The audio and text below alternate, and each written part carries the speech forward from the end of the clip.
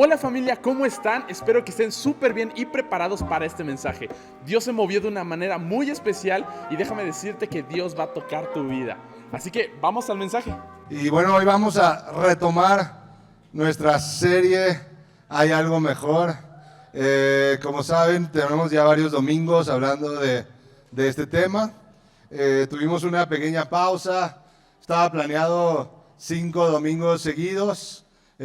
Primeramente vino de sorpresa, llegó mi papá y pues había que aprovechar la oportunidad y entonces esa plática no estaba planeada inicialmente, pero la verdad que fue algo increíble. Y luego el siguiente domingo tuvimos a los invitados del campamento, que fue el domingo pasado, y la verdad es que a mí me encantó lo que Horacio y Pau compartieron. Pero vamos a retomar esta serie, Hay algo mejor. Hay algo mejor. Y empezamos el primer domingo hablando de el mensaje correcto. Hay algo mejor, es ese mensaje de lo de Dios o lo mío. Lo de Dios o lo mío. Y es realmente tratar de entender que lo de Dios siempre es mejor. Que lo que Él tiene para ti siempre es mejor que lo que tú y yo podemos querer, que lo que tú y yo podemos pensar. Y entonces es esa fe de lo de Dios es mejor, ¿no? Después tuvimos el mensaje de gracia y verdad que nos dio Leti. Y gracia y verdad creo que es un mensaje bien clave. Muchas veces somos buenos en una y nos cuesta trabajo en la otra, ¿no? Tal vez crecimos en un contexto más como legalista y de repente conocimos la gracia y entonces como que, ya la hice, qué increíble la gracia, pero dejamos a un lado la verdad y se nos olvida que la verdad pone el destino, la verdad pone el objetivo al que tenemos que llegar, al que queremos llegar si queremos lo de Dios. La gracia nos permite entender que todavía no estamos ahí, pero la verdad nos mantiene avanzando hacia allá. Y a veces somos bien buenos en aplicar la verdad a los demás y la gracia a nosotros, ¿no? Y entonces a veces, para hablar la verdad, yo le voy a decir, ahorita va a ver en la que se metió. Ahorita yo le digo lo que está haciendo mal.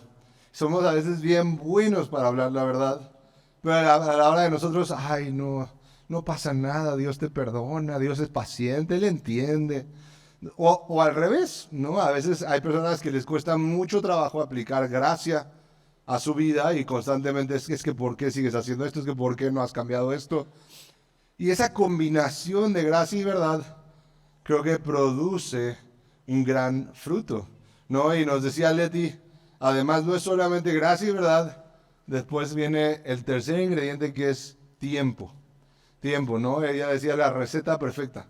Porque si tú estás haciendo el mejor pastel, pero lo metes al horno y solo lo dejas 30 segundos, pues no va a quedar. Yo he estado tratando de hacer las galletas perfectas. Algunos aquí ya les ha tocado probar mis galletas. Aquí Andy, todavía no salen perfectas. Y lo peor es que cada vez que las hago sé por qué no me salieron bien. No, se me pasó la mantequilla, le eché demasiada azúcar porque la báscula como que ya había que cambiarle las pilas. Entonces, cada vez sé perfecto qué es. Y sabes, así es el caminar con Dios tuyo y mío.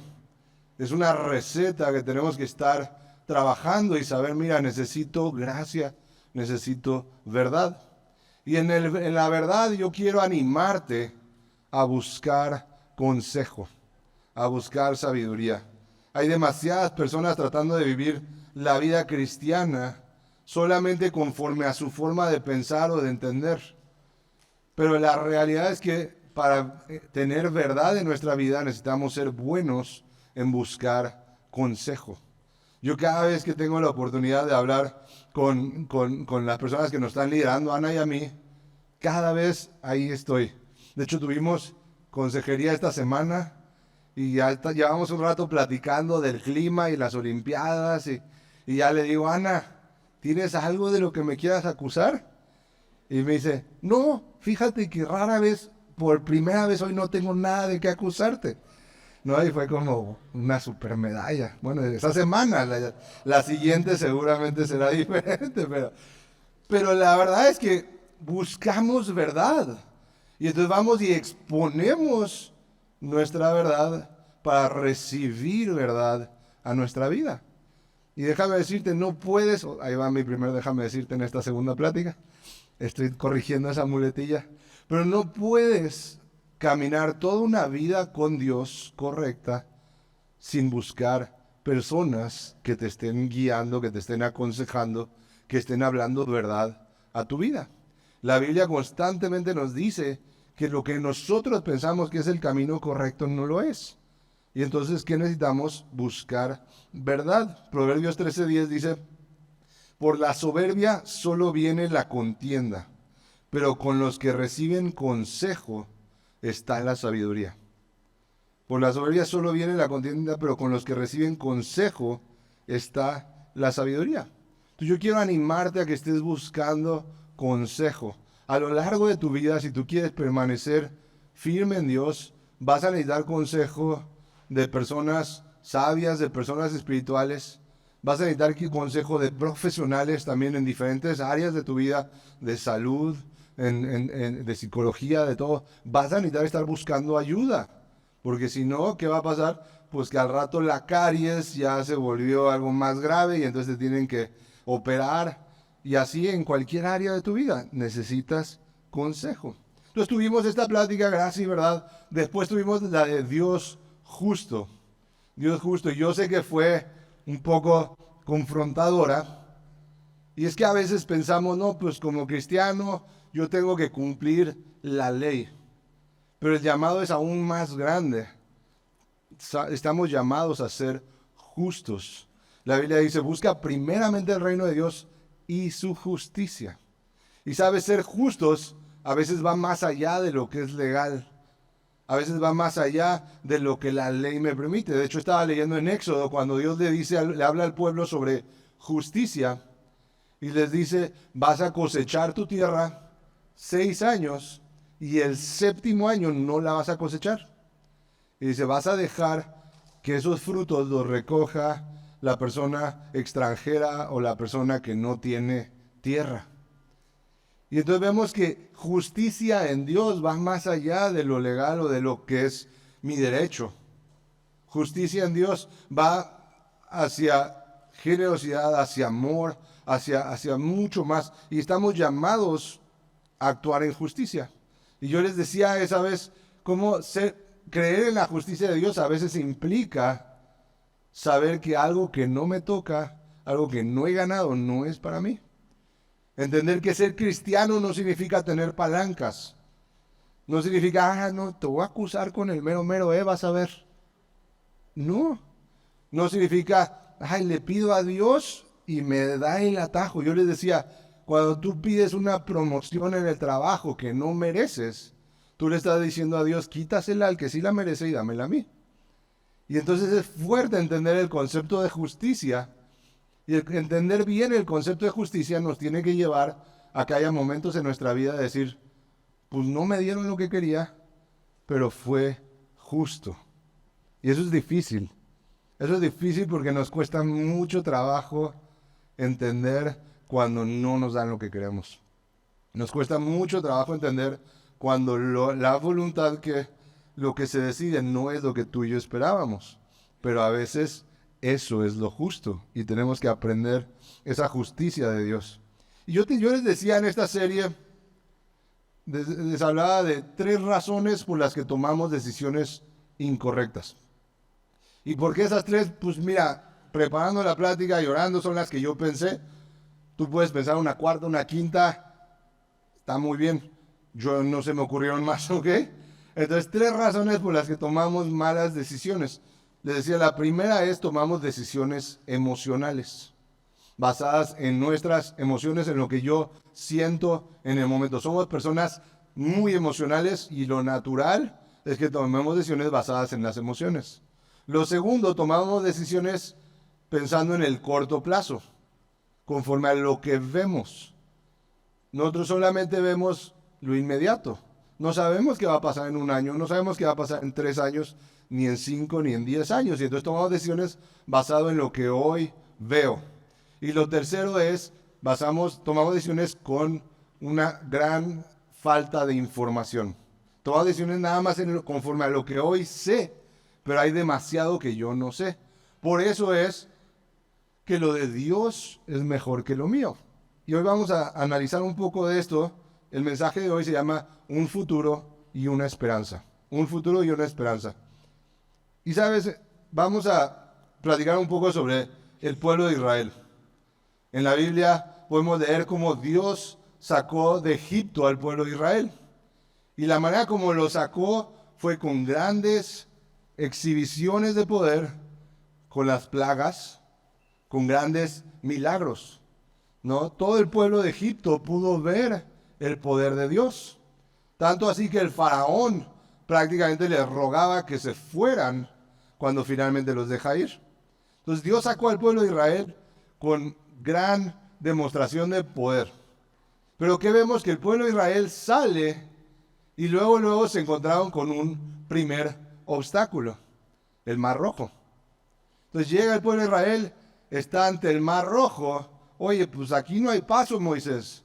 Y voltean y resulta que ya viene Faraón con todo su ejército hacia ellos, ¿no? ¿Y qué vemos? ¿Cómo vemos que reaccionan ellos? Vamos a leerlo en Éxodo. Éxodo 14. Mientras el faraón se acercaba, los israelitas levantaron la vista y se llenaron de pánico al ver que los egipcios los alcanzaban. Entonces clamaron al Señor y le dijeron a Moisés: ¿por qué nos trajiste aquí a morir en el desierto?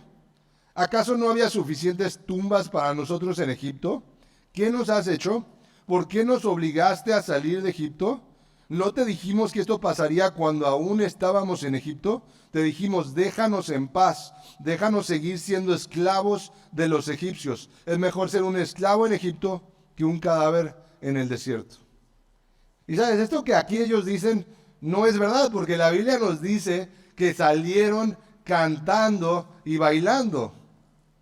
Entonces, te regresas unas horas y están cantando y bailando de felicidad porque lograron salir de esclavitud. Llegan y se encuentran con el Mar Rojo, ven al ejército atrás y la actitud cambia por completo. Y le dicen: ¿no te dijimos que nos dejaras en paz? O sea, ¿no te dijimos, deja de estar molestando, queremos seguir siendo esclavos?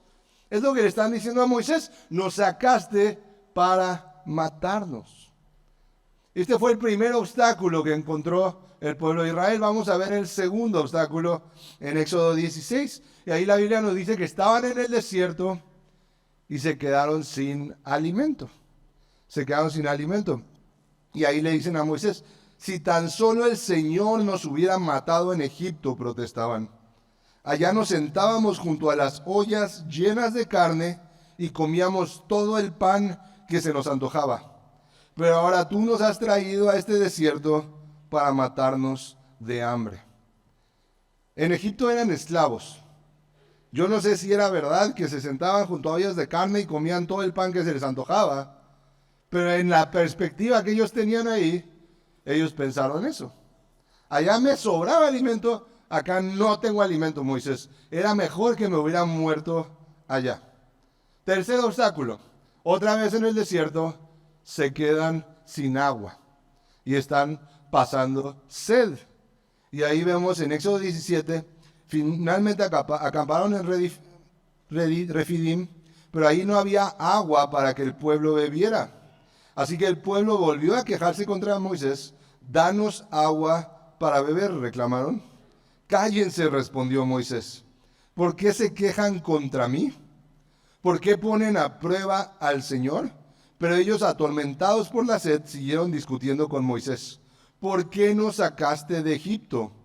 ¿Quieres matarnos de sed a nosotros, a nuestros hijos y a nuestros animales? O sea, constantemente ellos dudaban de las intenciones de Moisés y decían: tú nos sacaste para matarnos. ¿Por qué? Porque nos traes al Mar Rojo y tenemos el ejército atrás, no hay alimento, no hay agua para beber. Vemos dos obstáculos más que vamos a analizar hoy. El siguiente obstáculo es cuando están en el monte Sinaí. En el monte Sinaí sube Moisés a recibir los mandamientos de parte de Dios, y nos dice la Biblia que pasaron unos días y el pueblo de Israel no sabían de Moisés. Y entonces empiezan a asustar. Y hablan con Aarón y dicen, hey, a Moisés no sabemos qué le pasó, haznos un Dios a quien podamos adorar y quien nos pueda guiar en el desierto. Juntan toda su joyería y entonces Aarón hace un becerro de oro. De ahí vemos un siguiente obstáculo, que es cuando están ante la tierra de Canaán. Y Dios les dice, van a conquistar la tierra de Canaán. Manden espías a revisar la tierra y llegan y dicen, no, es imposible. Son gigantes, no podemos contra ellos. Solo 2 de los espías decían, sí, porque Dios está con nosotros, vamos a poder contra ellos. Pero todos los demás espías dijeron, no podemos. Dice la Biblia que el pueblo se rebeló en contra de Moisés, esto es Números 14, y entonces Dios dijo, ninguno de ustedes entrará a la tierra prometida. Y entonces vuelven a vagar en el desierto y ninguno de esa generación entró a la tierra prometida. Entonces vemos obstáculos que el pueblo de Israel estaba atravesando. Y después vemos en Números 20 que una vez más se vuelven a quedar sin agua. Se vuelven a quedar sin agua. ¿Por qué te leo todos estos obstáculos? Podemos escucharlos y pensar, ese pueblo de Israel eran bien tontos. O sea, no manches, acababan de ver las plagas y un mar ahí chiquito y se andan espantando. No, o acaban de ver las plagas y que Dios, las langostas, el río lo convirtió en sangre y tantito que no tenían hambre y ya andaban nerviosos. Pero de verdad tratemos de ponernos en su lugar. Estás ante un mar y hay un ejército que viene a matarte. ¿Tú crees que a ti se te hubiera ocurrido que en algún momento el mar se iba a abrir? Era un imposible. Estaban ante una situación verdaderamente imposible. O hablar de alimento o de agua en un desierto. ¿Qué solución tienes para eso? ¿Cómo resuelves que tienes miles de personas en un desierto y no hay alimento y no hay agua? Yo sé que alguno aquí me puede decir, no, yo sí hubiera pensado en las codornices del cielo y en el maná. Pues mira, ya Dios te enseñará humildad. Pero la realidad es que la mayoría de nosotros no hubiéramos pensado una posible solución en ese momento. No, claro, a ver, o sea, cualquiera hubiera pensado, Moisés, pégale a la piedra. Todo el mundo sabe que le pegas a la piedra y sale agua. Claro que no. No había manera de que tú y yo tuviéramos una solución en ese momento. Entonces, probablemente nos hubiéramos puesto más loquillos que el pueblo de Israel. Probablemente hubiéramos estado más desesperados que el pueblo de Israel. Se te acaba la quincena y andas mentando cosas. Tantito te da gripa y ya andas pensando en lo peor. Tantito se te poncha una llanta y ya andas enojado con Dios. ¿Qué te pasa? ¿Dónde estabas cuando la llanta se ponchó? Pero somos buenos para juzgar al pueblo de Israel. Somos buenos para pensar, es que ¿cómo puede ser? Si Dios ya le había hecho el milagro acá, ¿por qué te espantó los gigantes de Canaán? De verdad suena fácil, pero ¿nos hubiéramos sabido rifar en contra de los gigantes de Canaán? Eran más grandes, venían de recorrer el desierto, probablemente no tenían las armas correctas. No, bien fácil, mira, dale 7 vueltas y los muros se van a caer. ¿Lo hubiéramos pensado? Probablemente no. Entonces yo te decía, tomamos decisiones basadas en lo que tenemos enfrente, basadas en lo posible. Y eso es normal porque si no, no seríamos personas racionales. Obviamente tomamos decisiones basadas en lo que creemos que podemos lograr. El problema es que muchas veces cuando vemos de esa manera las cosas, lo que vemos es un escenario desalentador, una falta de esperanza. En nuestro país, muchísimos jóvenes piensan que la única vía para obtener un buen sueldo o una buena ganancia es el crimen. Y entonces muchísimos jóvenes desde muy chicos se meten al crimen porque es la única manera como van a tener un buen carro, como van a tener dinero, como van a tener cosas caras. Y así tomamos decisiones. O también muchas personas piensan, no, es que este novio o esta novia es lo mejor que voy a tener. Entonces no lo puedo dejar ir. Oye, pero es que quiere que tenga relaciones, aunque aún apenas eres una adolescente. Y tenemos una epidemia en nuestro país de embarazos adolescentes. Y sabes, una razón muy importante de eso es que no hay una expectativa de un buen futuro. No hay algo que cuidar. Cuando tú conoces a alguien, una joven que desde muy chica dice, yo voy a ser ingeniera civil y yo voy a lograr y yo voy a ganar y yo voy a construir. Tú ves la vida de esa persona y toma mucho mejores decisiones porque tiene algo que quiere lograr y quiere cuidar eso.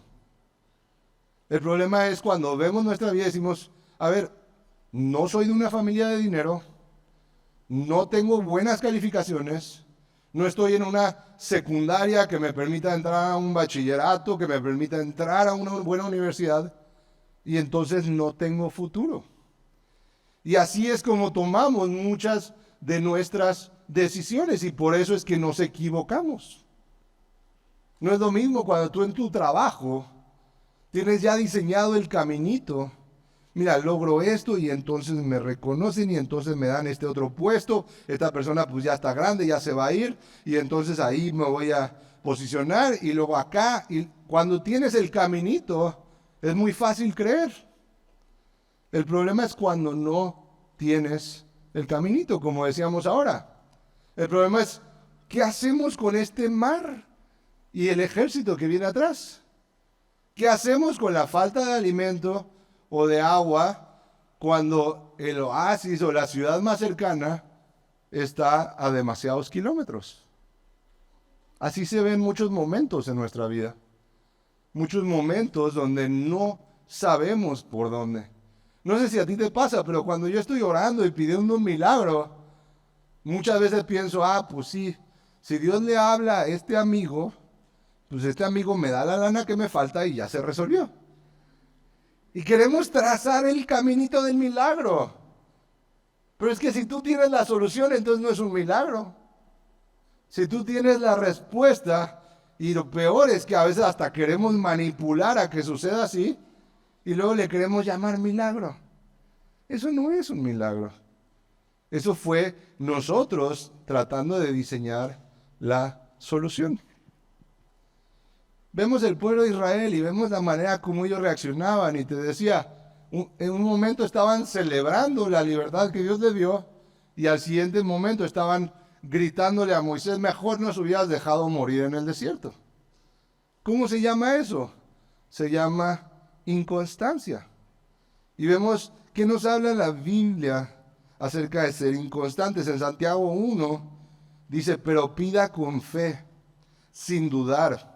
Porque quien duda es como las olas del mar, agitadas y llevadas de un lado a otro por el viento. Quien es así, no piense que va a recibir cosa alguna del Señor. Es indeciso e inconstante en todo lo que hace. ¿Sabe? Por muchos años, este versículo era el que yo más odiaba. ¿Por qué? Porque me sentía totalmente representado. Decía como que no, Santiago me conocía. O sea, Santiago sabía cómo era yo y lo escribió. Yo era así de inconstante. Un día quería una cosa, otro día otra. El primer obstáculo que encontraba me desmotivaba, me desanimaba, me deprimía. Tanto así que cuando pasé 40 días en un reto, en un trabajo, en un reto grande que tomé, sin desanimarme y sin deprimirme, solito un día pensé, llevo 40 días sin desmotivarme. ¿Qué onda? O sea, de verdad yo mismo me sorprendí. Miré para atrás y dije, este no eres tú. ¿Con quién te cambiaste o qué? O sea, tú no eres así. Pero sabes, Dios estaba cambiando cosas en mi vida.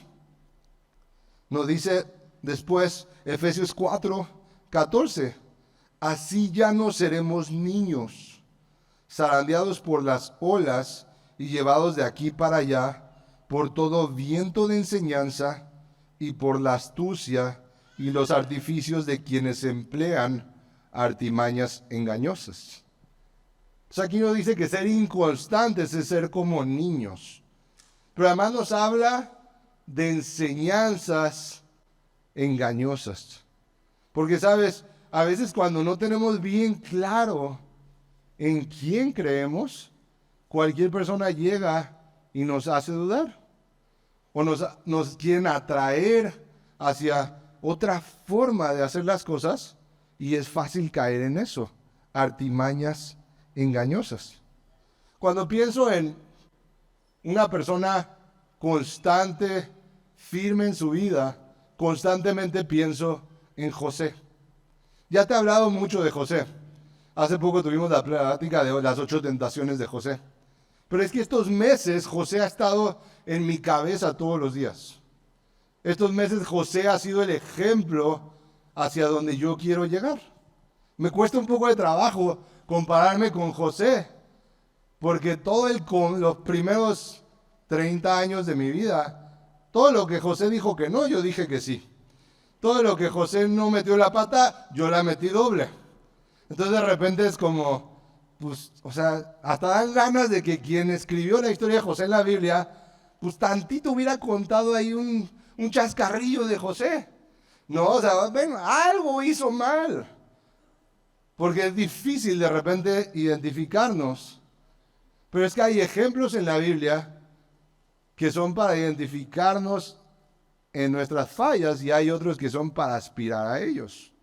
¿No? Y entonces yo puedo saber, como decía mi papá, el viejo yo, nuevo yo. En mi viejo yo no había ni tantito que pudiera parecerme a José. Pero en mi nuevo yo puedo decidir, Dios, yo quiero ser como José. Yo quiero vivir como José vivió. Yo quiero tomar decisiones como José las tomó. Pero quiero que tantito analicemos la vida de José. Él era el consentido del papá. Y de repente los hermanos conspirando para matarlo. ¿Sabes? Un hermano fue el que lo salvó de que lo mataran. Rubén.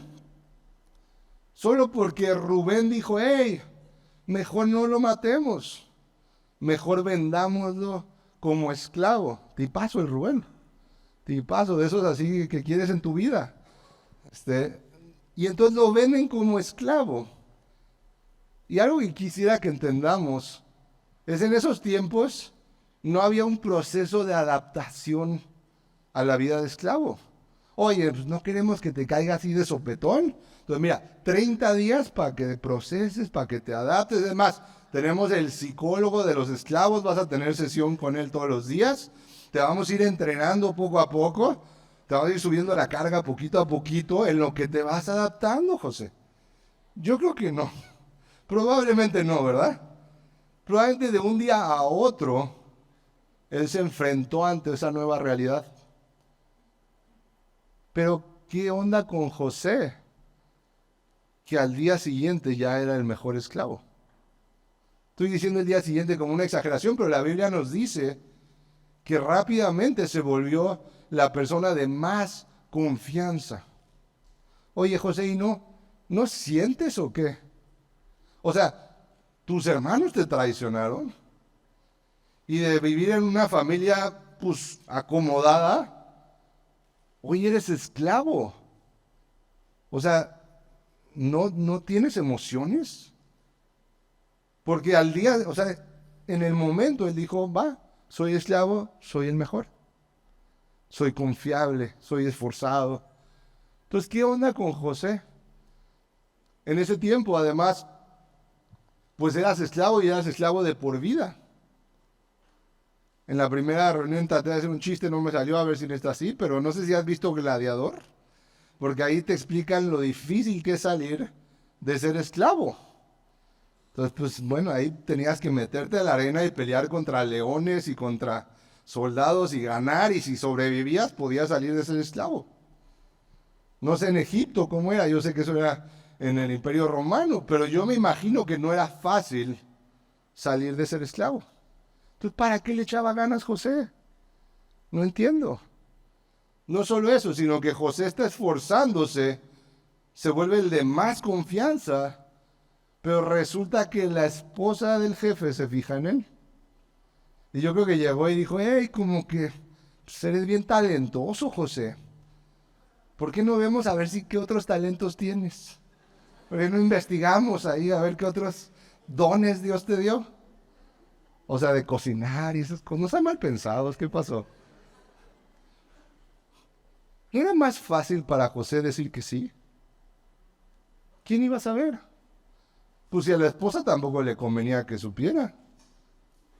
¿No era más fácil ceder? Ya tenía una posición de privilegio dentro de los esclavos. La Biblia decía que ya le confiaban todo, excepto a la esposa. ¿No era más fácil, José?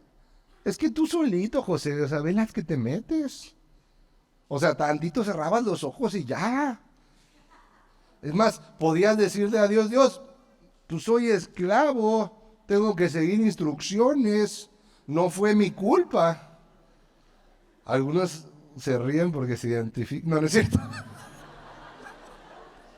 Esa no la puedes usar con la esposa, no.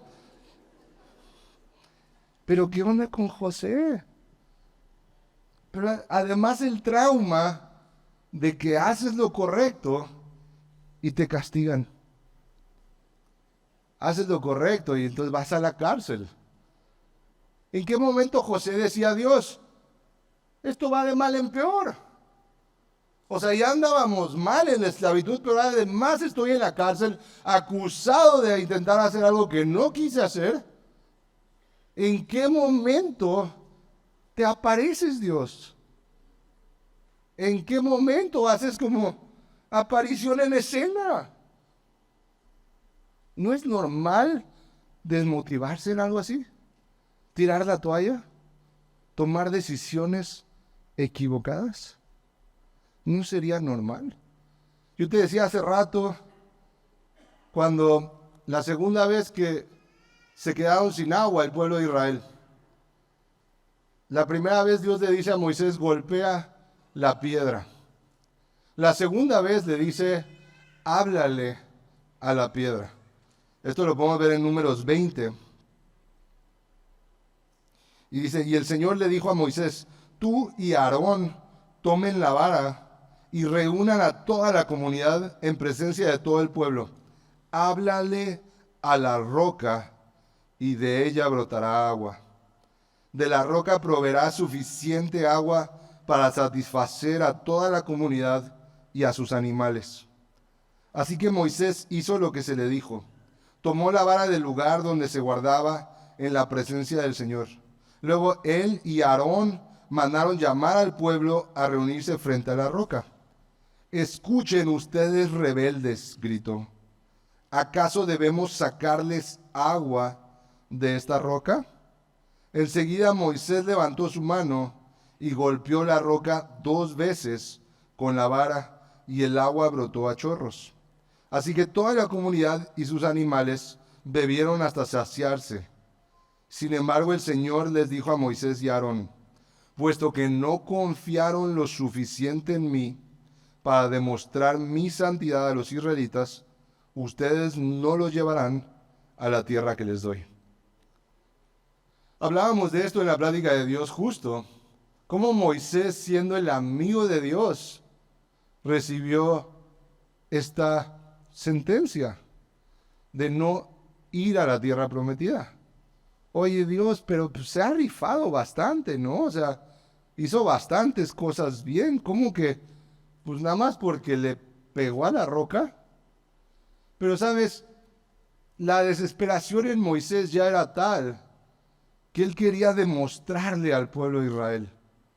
Él sentía tal vez inseguridad por su autoridad. Le dice, a ver, rebeldes. Ya iban varias veces que el pueblo de Israel se rebelaba en contra de Moisés y Aarón. Y entonces en ese momento Moisés toma una decisión emocional, una decisión de corto plazo, de golpear la roca. Vemos que aún les dice, ¿es necesario que saquemos agua de esta roca?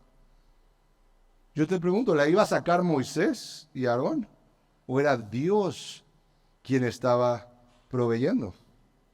A veces tú y yo estamos queriendo hacer bien las cosas para Dios, pero no hemos visto el resultado que esperábamos.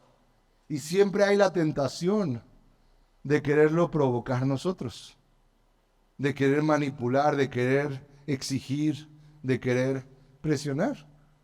A veces alguien está buscando un reconocimiento, oye, que me reconozcan por todo lo que hago, y el reconocimiento no llega. Al contrario, llegan quejas, como el caso de Moisés. Y Moisés en ese momento, en vez de seguir creyendo y esperando que Dios lo hiciera, quiso hacerlo a su manera. Y entonces, ¿qué hizo? Que golpeó la roca y vemos que Dios le dice, no honraste mi santidad ante el pueblo. No fuiste claro en que soy yo quien trae la solución, no tú.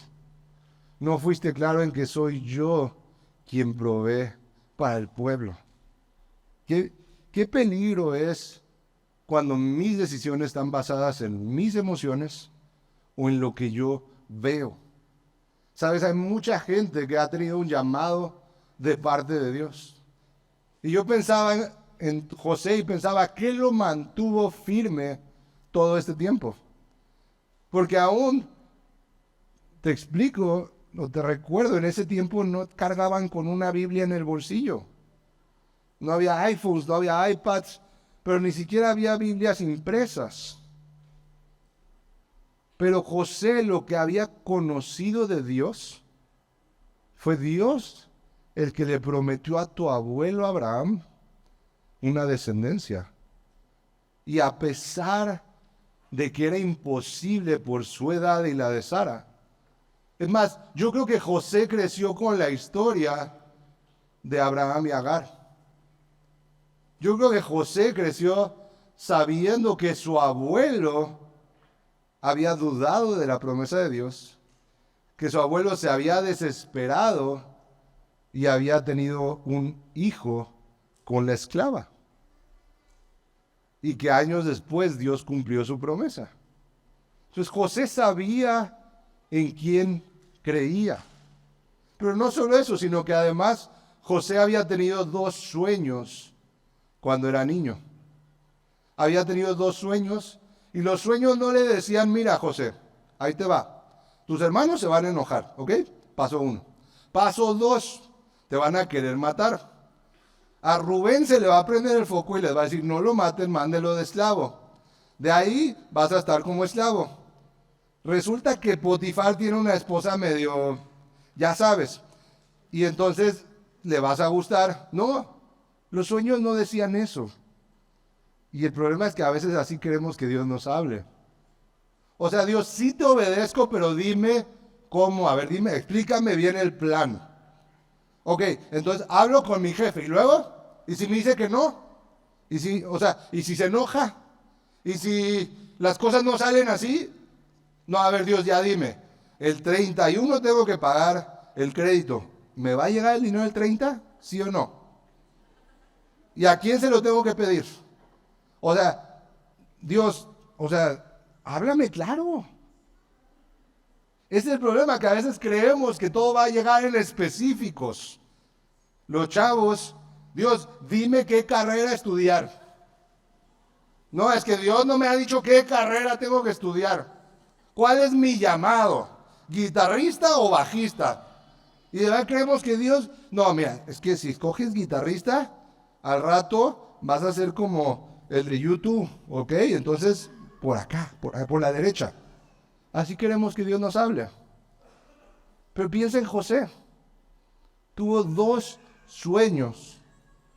Y después de eso, todo se complicó. No, pues mejor ni me des sueños, Dios. O sea, me das sueños y resulta que este es el resultado. Los sueños no decían que iba a pasar paso a paso. Solo decían, Dios tiene un gran futuro contigo. Eso es todo lo que José necesitaba saber. Eso es todo lo que lo sostuvo durante años de dificultades. Dios tiene un buen futuro para ti. Que pudiéramos tener esa fe. Que pudiéramos de verdad vivir con esa certeza en nuestra vida. Creo en un Dios bueno que tiene un buen futuro para mí. La Biblia nos dice en Jeremías 29:11, porque yo conozco los planes que tengo para ustedes, afirma el Señor.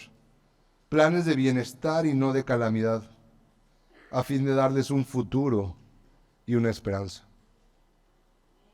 Hay un futuro y una esperanza para tu vida y eso ya está garantizado. Pero en el camino de aquí a allá puede haber imposibles. Puede haber muchas dificultades. Puede parecer que las cosas no son como te prometieron. Y eso puede llevarte a querer tomar decisiones incorrectas.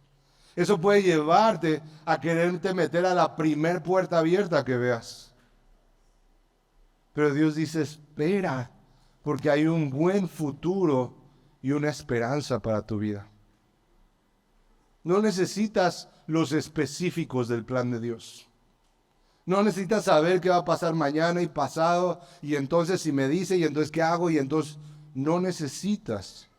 Lo que necesitas es tener certezas en tu vida, tener cosas claras en tu vida, que pase lo que pase, no se mueven. Porque Dios me dijo, porque Dios me ha prometido. José, durante el tiempo en Egipto, y entendemos por la Biblia que pasaron muchos años, yo te aseguro que él no tenía dónde congregarse los domingos. Él no tenía un líder o un pastor que le hablara, vas bien, échale ganas, no te desmotives, tú puedes. Él no tenía nada de eso. Él solo tenía 2 sueños. 2 sueños y las enseñanzas de su padre y de su abuelo. Él lo único que sabía es Dios fue bueno con mi abuelo. Dios ha sido bueno con mi padre. Dios ha cumplido lo que ha prometido. Y Dios me dio 2 sueños de que Él va a hacer cosas grandes conmigo. Esos 2 sueños le permitieron enfrentar la esclavitud. Y no solamente enfrentarla, sino ser excelente. Esos 2 sueños le permitieron vencer la tentación. Decir, ¿cómo podría yo hacer esto contra mi Dios? ¿Cómo podría yo? Esto no es quien yo soy. Yo no puedo hacer esto. ¿Por qué? Porque tengo un Dios en quien he creído que tiene un buen futuro para mi vida y yo no voy a sacrificar el futuro que Él tiene para mi vida, aun cuando todavía no vea cómo va a suceder. Aun cuando todavía no tenga claro, aun cuando todavía parezca imposible, yo no voy a perder ese futuro que Él tiene para mí. Yo te decía, yo no puedo compararme ni tantito con José. Porque su historia fue de decisiones correctas, de sabiduría. Y mi historia es muy diferente. Pero sabes, cuando Dios hace algo nuevo en ti, cuando Dios te da una vida nueva, cuando de verdad vives esa transformación, Él te da una oportunidad nueva. Y yo no sé cómo ha sido tu vida, pero sí quiero invitarte a partir de hoy, así compararte con José. Porque Él puede poner en ti esa fe que José tenía, esa certeza que él tenía, que a pesar de los problemas, que a pesar de las circunstancias, que a pesar de que se veía imposible, él sabía, Dios no me va a fallar. Dios no me va a fallar. Y si hay algo que tú y yo necesitamos tener, son certezas en nuestra vida. Certezas de lo que Dios te ha prometido. La primera es certeza de que Dios siempre está contigo. Dios siempre está contigo. Estuvimos en el campamento de adolescentes y iba a haber una sesión de preguntas y respuestas y me mandaron las preguntas que los adolescentes tenían. Y muchos de ellos, su pregunta era, ¿cómo sé si Dios está conmigo? ¿Cómo sé?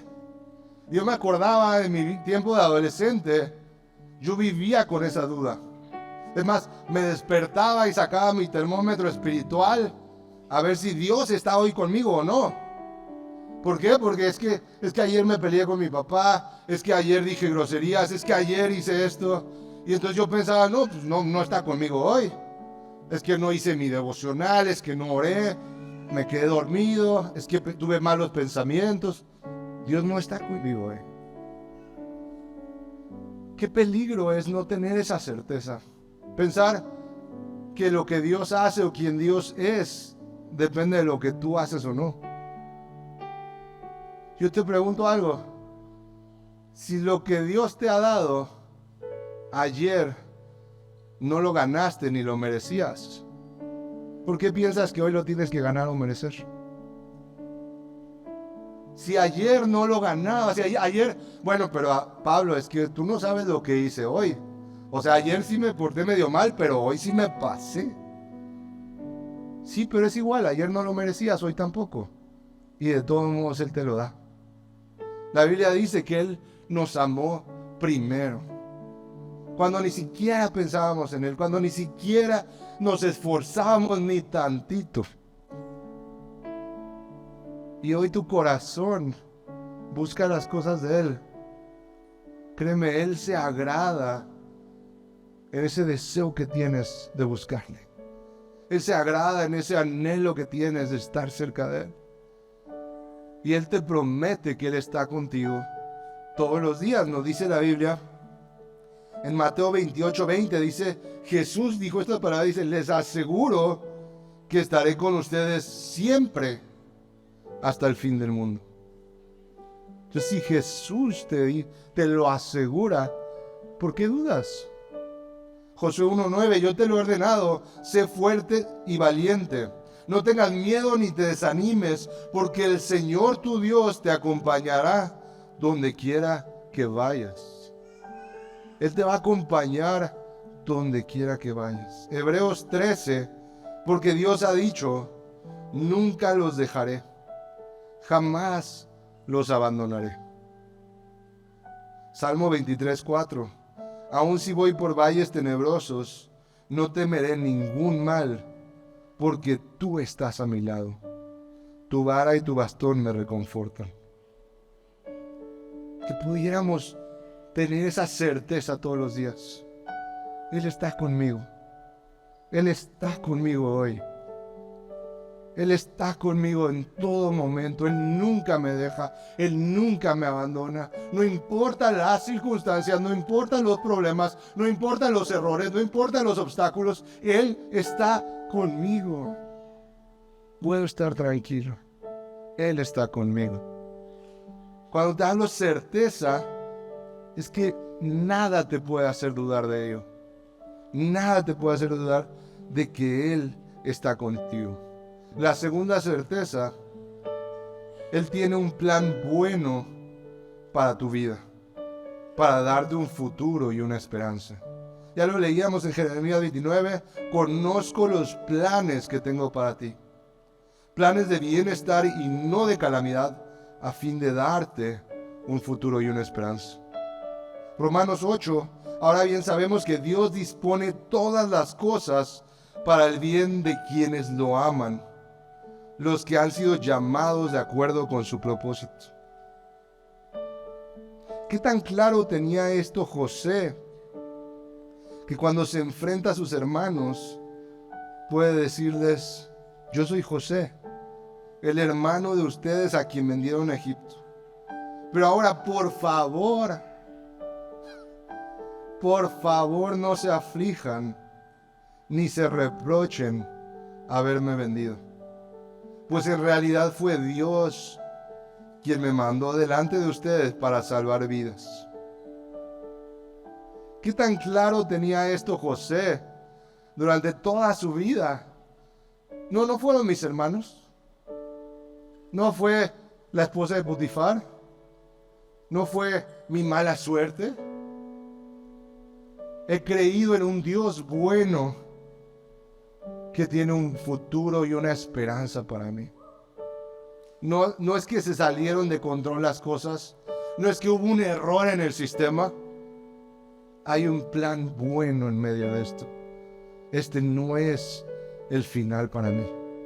José lo tenía totalmente claro. Entonces, la primera certeza: Dios siempre está contigo. La segunda: Él tiene un plan bueno para tu vida. La tercera: puedes esperar en Él y en sus promesas para tu vida. Proverbios 3, 5, 6. Confía en el Señor de todo corazón y no te apoyes en tu propia inteligencia. Reconócelo en todos tus caminos y Él enderezará tus sendas. No te apoyes en tu propia inteligencia. Si tu inteligencia te dice que es imposible, tu inteligencia te dice que ya no hay solución, que ya no hay salida. Los doctores te dicen que no hay remedio. Tu saldo en la cuenta te dice que estás quebrado, que ya debes todo. Tu esposo te dice que ya no quiere seguir contigo. Tu esposa te dice. Tus hijos te dicen que ya no creen en Dios. Sí, la situación te dice que es imposible. Pero no te apoyes en tu propia inteligencia. Confía en el Señor. Confía en el Señor. Pero los que confían en el Señor renovarán sus fuerzas. Levantarán el vuelo como las águilas. Correrán y no se fatigarán. Caminarán y no se cansarán. Tu estado de salud, tu edad, te dice que ya, esto es todo lo que vas a lograr. Tu inteligencia te dice que esto es todo. Pero confía en el Señor. Confía en el Señor. Él va a renovar tus fuerzas. Correrás y no te cansarás. No te fatigarás, caminarás y no te cansarás. Levantarás el vuelo como las águilas. Hay tanto más que Dios tiene para ti. Salmo 91, 14 y 15. Yo lo libraré porque Él me ama. Lo protegeré porque conoce mi nombre. Él me invocará y yo le responderé. Estaré con Él en momentos de angustia. Lo libraré y lo llenaré de honores. Lo colmaré con muchos años de vida y le haré gozar de mi salvación. ¿Sabes? El plan que Dios tiene para ti es uno lleno de honores.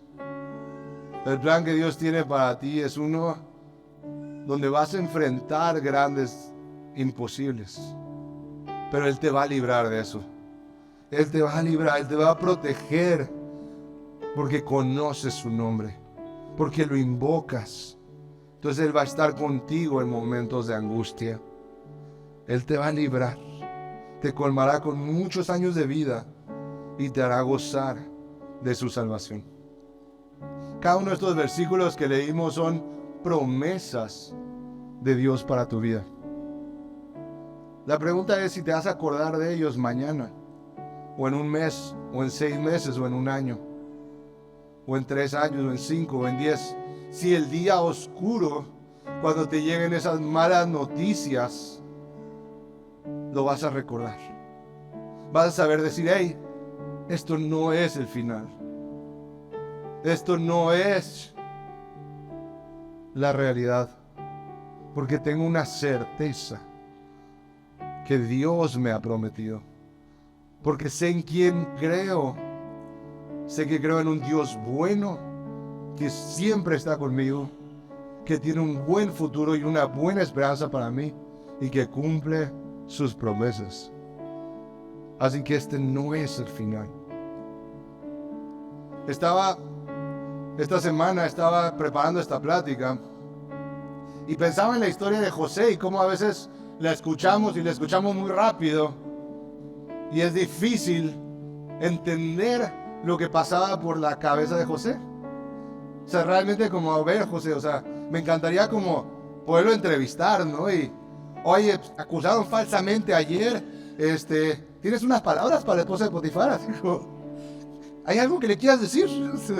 Así como, no sé, en la casa de los famosos, ¿no? Que es como, ¿y qué le dirías ahorita? ¿Y a quién vas a nominar? No, no es cierto. Pero me encantaría poderlo entrevistar. Y bueno, pues no se puede, y entonces me puse a escribir. Y me puse a escribir como en mi imaginación. ¿Qué pasaba por la cabeza de José cuando llega a la esclavitud o cuando llega a la cárcel? Quedó más o menos, no quedó tan bueno, pero quedó más o menos. Y entonces quise regalárselos hoy. Y entonces, pero no solo eso, sino que es escrito. Y luego también está cada uno de los versículos que leímos para esas 3 certezas para tu vida. Y lo puedes descargar en el código QR que está en el asiento de enfrente. Puedes entrar en tu celular y ponerle descargar, y este documento lo puedes guardar. Si no sabes cómo guardar un documento en tu celular, porque muchos nos cuesta eso, puedes mandárselo por WhatsApp a tu esposa, a tu esposo. A mí mi esposa todo el tiempo me manda un buen de cosas y es como, nada más las quería guardar. Soy su disco duro. Pero puedes guardarlo. Y yo te invito a que lo leas. Porque creo que es bueno entender el pensamiento de José. Tío, es mi imaginación. Pero entender un poco más de qué pudo haber vivido. Porque va a haber momentos en los que estés enfrentando situaciones difíciles. Y te va a ayudar el haberte puesto en los zapatos de José. Pero también estas certezas y estos versículos, que puedas tenerlos, aún imprimirlos si quieres, tenerlos en tu casa.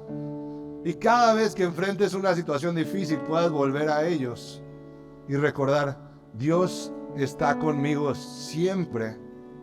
Él tiene un futuro y una esperanza para mí. Y Él cumple sus promesas.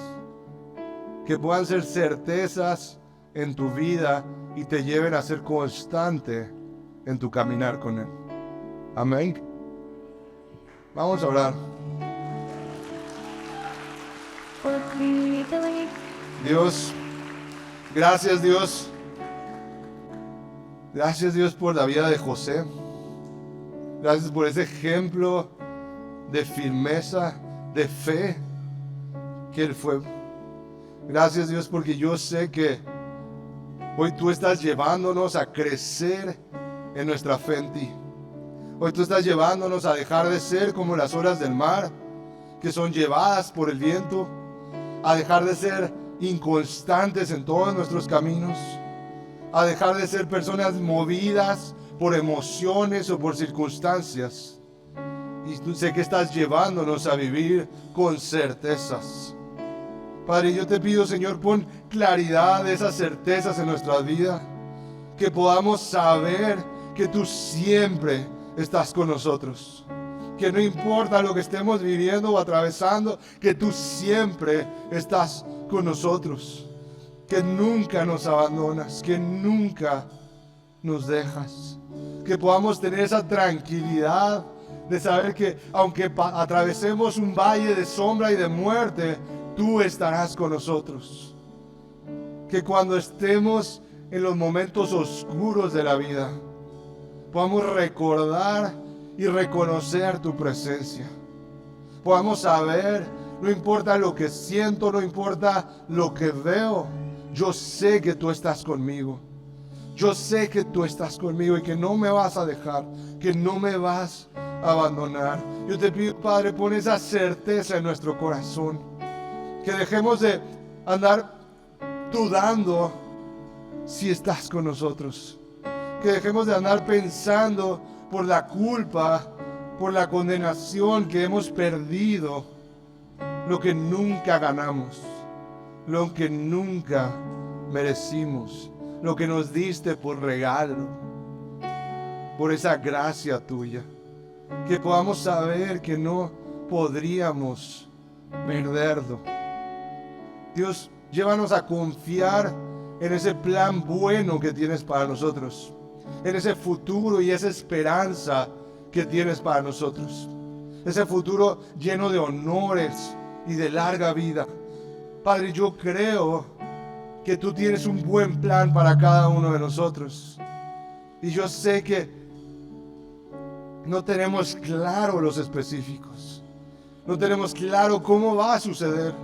Va a haber momentos imposibles en nuestra vida que no sepamos de dónde viene la solución. Pero hemos creído en el Dios que abrió el mar rojo, en el Dios que proveyó carne con las codornices del cielo y pan con el maná de la mañana, en el Dios que hizo brotar agua de una roca en el desierto 2 veces. Hemos creído en el Dios que conquistó Canaán para que su pueblo tuviera una tierra prometida. Hemos creído en el Dios que siempre cumple, que nunca falla. Hemos creído en ti, Dios. Que esa certeza nos guíe todos los días de nuestra vida. Enséñanos a dejar de confiar en nuestra propia inteligencia, dejar de apoyarnos en nuestra propia inteligencia y empezar a confiar en lo que tú has dicho, en tus promesas, en tu palabra para nosotros. Que podamos saber que tú estás con nosotros, que tú tienes un plan bueno para darnos un futuro y una esperanza. Gracias, Dios.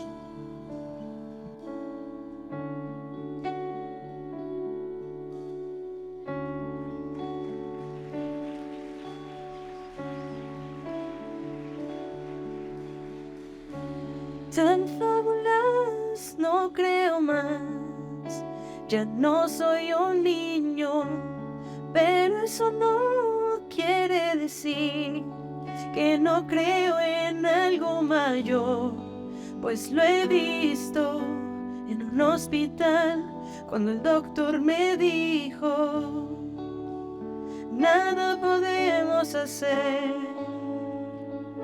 pero no era el final.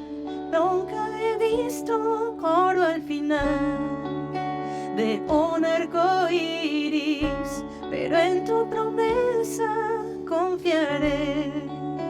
En medio de la prueba, Dios, si lo dices, tú lo cumples, quizás como no quiera yo, pero esto haré, esperaré en ti, esperaré en ti, tu bondad he probado, en ti he confiado, esperaré en ti, esperaré en ti, tu gracia he probado, en ti he confiado, esperaré en ti.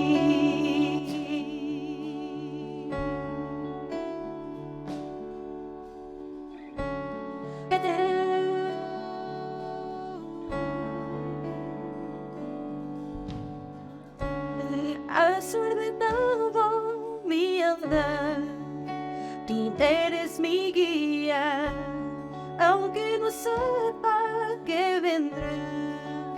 Tu mano me cuida, todas mis dudas se derrumban ante aquel que es la verdad. Tú eres la verdad, esperaré en ti, esperaré en ti. Tu bondad he probado, en ti he confiado, esperaré en ti, esperaré en ti. Tu gracia he probado, en ti he confiado, esperaré en ti, esperaré en ti. Tu bondad he probado, en ti he confiado, esperaré en ti, Dios, esperaré en ti. Tu gracia he probado, en ti he confiado, esperaré en ti. Oh, en ti.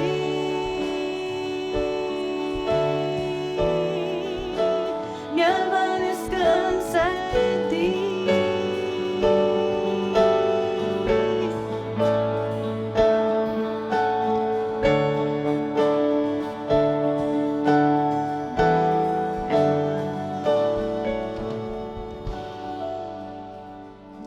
Espera en Dios, te fortalecerá al esperar. Espera en Dios, espera en Dios, te fortalecerá al esperar. Espera en Dios, espera en Dios,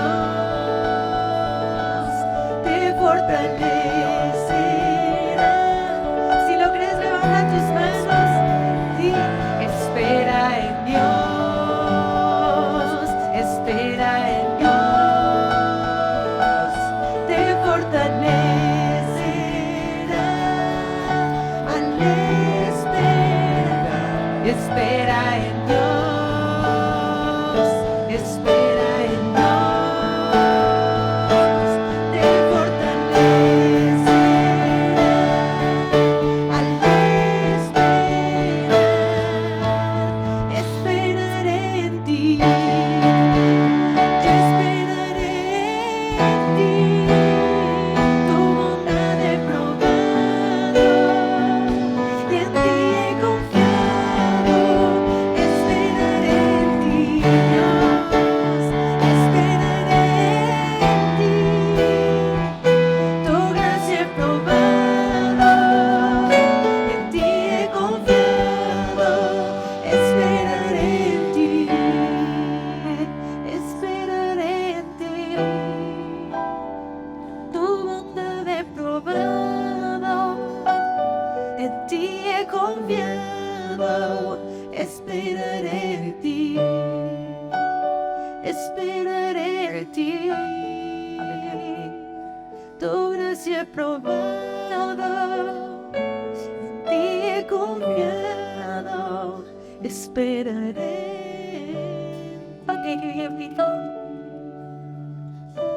Y si tal vez hay alguien acá que hoy es la primera vez que estás con nosotros, déjame decirte, lo mejor que puedes hacer es probar la bondad de Dios. Lo mejor que puedes hacer es decidir, Dios, va a ver si todos estos loquitos dicen que vale la pena probar tu bondad, la quiero probar. Porque de verdad, Dios nunca te falla. Y yo quiero animarte, si es la primera vez que estás acá, a que hagamos una oración y que tomes una decisión de seguir a Dios, de seguir a Jesús, de entregarle tu vida, de decir, Dios, decido probar tu bondad. Y vamos a hacer una oración que simplemente decirle esto, decirle Dios, decido seguirte. Y yo los invito, hagámosla todos juntos con ellos, con las personas que vienen por primera vez. Y simplemente decirle, Señor Jesús, decido seguirte. Quiero probar tu bondad. Hoy creo que eres bueno, que estás conmigo y que cumples tus promesas. Jesús, yo creo que diste tu vida en la cruz para perdonar mis pecados. Y yo te pido perdón porque he estado viviendo lejos de ti, a mi manera. Y hoy decido creer que lo tuyo es mejor. Permíteme vivir conociéndote y siguiéndote todos los días. Yo hoy creo que me amas más de lo que alguien más me ha amado y que estás conmigo todos los días. Gracias, Jesús. Amén. Amén. Vamos a darles un aplauso. Qué buen mensaje tuvimos. Sin duda Dios nos habló a nuestros corazones. Bueno, permíteme orar por estos diezmos y ofrendas. Señor Jesús, muchas gracias por este tiempo. Gracias por tu palabra, gracias porque eres bueno. Dios, yo te pido que bendigas cada diezmo, cada ofrenda que se está ofrendando. Dios, es una forma de agradecimiento de tanto que nos das, Dios. Y te pido que sea usado para mucha, mucha bendición. Multiplícalo al 100 por 1, Padre. Muchas gracias en el nombre de Jesús. Amén y amén. Ahora vamos a pasar a los anuncios. Este 14 de agosto vamos a tener nuestra reunión de esencia. Te invito a que puedas venir porque es un lugar donde podemos entender la esencia de casa, donde somos retados en carácter, donde somos retados con nuestra relación con Dios. Sin duda va a ser un tiempo muy especial. Este 30 y 31 de agosto quiero recordarte que tenemos nuestro evento de hombres, así que vete preparando porque Dios se va a mover de una manera muy especial y quiero recordarte que ya te puedes inscribir. Tiene un costo de 750 pesos con todo incluido. No te lo puedes perder. Y bueno, familia, finalmente quiero decirte que espero que tengas una gran semana. Cuídate mucho y nos vemos el siguiente domingo.